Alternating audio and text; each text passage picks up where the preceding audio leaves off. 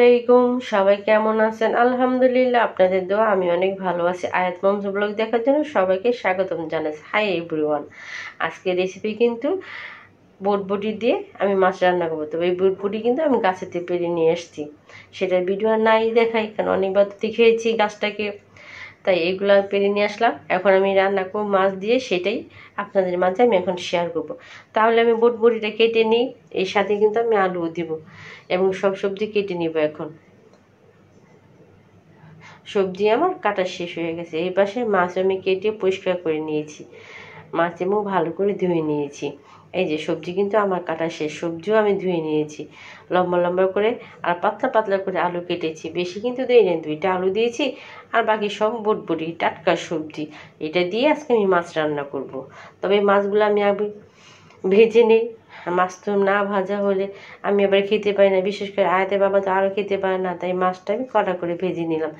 এবং তেল ছিল কড়ার উপরে, সেই তেলের উপরে আমি পেঁয়াজ ছেড়ে দিলাম, দিয়ে দিলাম লবণ অবশ্যই স্বাদ মতো, আর দিয়ে দিলাম সামান্য একটু আদা, একটু রসুন, ভালো করে একটু কষিয়ে নেব। দিয়ে দিলাম একটু পানি, হলুদ গুঁড়া, মরিচের গুঁড়া,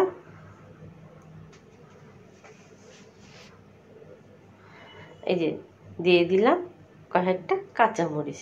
কাঁচামরিচটা না দিলে কিন্তু ঘ্রাণটা আবার সুন্দর হবে না, এই জন্য আমি আবার কাঁচামরিচটা দিয়ে দিলাম। যেহেতু মরিচ কম দিয়েছি তাই কাঁচামরিচটা দিয়ে দিলাম। দিয়ে দিলাম সবজি সব। এখন দিয়ে দিলাম টমেটো। ভালো করে এখন আমি কষিয়ে নিব, তবে মশলার সাথে আগে মিশিয়ে নিই। এই যে মশলার সাথে কিন্তু মেশানো আমার হয়ে গেছে। এখন আমি ঢেকে রাখবো এবং ভালো করে কষিয়ে নিব। আমার কিন্তু কষানো হয়ে গেছে। দিয়ে দিলাম পানি, আর কালারটাও মাশাআল্লাহ অনেক একটা সুন্দর আসছে, টাটকা সবজি এবং খুবই সবুজ কালার, দেখতেও ভালো লাগতেছে। এখন আমি চুলায় কিছুক্ষণ বসিয়ে রাখবো পানি শুকানোর জন্য। এই যে আমার কিন্তু রান্না মোটামুটি শেষ হয়ে আসছে, তেলটা উপর দিকে চলে আসছে। এখন আমি মাছটা ছেড়ে দিব, এক এক করে মাছ আমি ছেড়ে দিই। মাছ কিন্তু আমি অল্প পাকিয়েছি, কারণ আয়াদের বাবা তো মাছ খেতে চায় না, তার জন্য আমি অন্য তরকারি রান্না করেছি। এটা শুধু আমার আর আয়াদের জন্য। ভালো করে আমি একটু এখন ঢেকে রেখে দিব।